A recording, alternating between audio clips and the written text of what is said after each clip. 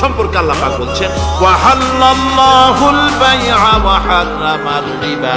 আল্লাহ পাক বলেন আমি সুদকে হারাম করেছি আর ব্যবসাকে করেছি হালাল। ব্যবসা করো, ব্যবসার মধ্যে বরকত আসবে। সুদ দিও না, সুদ দিও না। আজকে সুদের প্রচলন চলছে।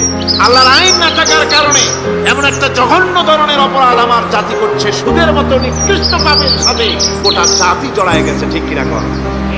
সুদ খাওয়া এবং দেওয়া কি? জোরে বলেন কি? এই সুদের মধ্যে রয়েছে 70টি গুনাহ।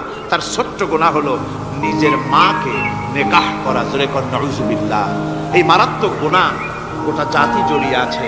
এই জন্যে আলহামদুলিল্লাহ আল্লাহ শুকর আদায় করি যে এখন বাংলাদেশে ইসলামী ব্যাংক চালু হয়েছে। সুদমুক্ত ইসলামী ব্যাংকিং বাংলাদেশে চালু হয়েছে। কোন আলহামদুলিল্লাহ। এতদিন সুদী ব্যাংকে লেনদেন করেছেন, তার না হয় একটা জবাব দিতে পারবেন কিয়ামতের দিন যে আল্লাহ সুদমুক্ত ব্যাংক ছিল না, করবোটা কি? এই টাকা পয়সা নিয়ে বিপদে পড়ে গেছিলাম, চোরে নেবে, ডাকাতে নেবে, জীবন যাবে, তাই সুদী ব্যাংকে পয়সা রাখছিলাম। হয়তো একটা জবাব খোড়া অজুহাত খাড়া করতে হয়তো বা পারবেন। কিন্তু সুদমুক্ত ব্যাংক চালু হওয়ার পর সুদী ব্যাংকের সাথে যারা লেনদেন করছেন আর নামাজ রোজাও করছেন, কি জবাব দেবেন কোন কিয়ামতে? নামাজে রক্ত হয়ে গেছে, উজুর পানি নাই, কি করবেন? নামাজ ছেড়ে দেবেন? কি করবেন? তায়াম্মুম করবেন। তায়াম্মুম করে নামাজের মুসাল্লায় দাঁড়িয়ে গেছেন, এমন সময় উজুর পানির খবর এসে গেছে, কি হবে? তায়াম্মুম থাকবে না, ছুটে যাবে। ইসলামী ব্যাংক ছিল না বলে সুদী ব্যাংকগুলিকে তায়াম্মুমের মতো ব্যবহার করেছেন। কিন্তু ইসলামী ব্যাংক এসে গেছে, উজুর পানি এসে গেছে। এখন যদি সুদী ব্যাংকের সঙ্গে লেনদেন চালু রাখেন, মনে রাখবেন অবশ্যই কিয়ামতের দিন আল্লাহর দরবারে আসামির কাঠ গড়ায় দাঁড়াতে হবে।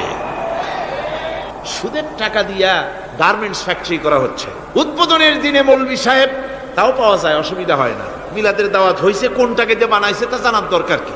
কিছু পয়সা তো হবে। মিলাদ পড়তে গেলেন, কোরআন তেলাওয়াত করলেন, দোয়া করলেন, বরকতের জন্য দোয়া করলেন। কোন জায়গায় বসে তেলাওয়াত করলেন আপনি?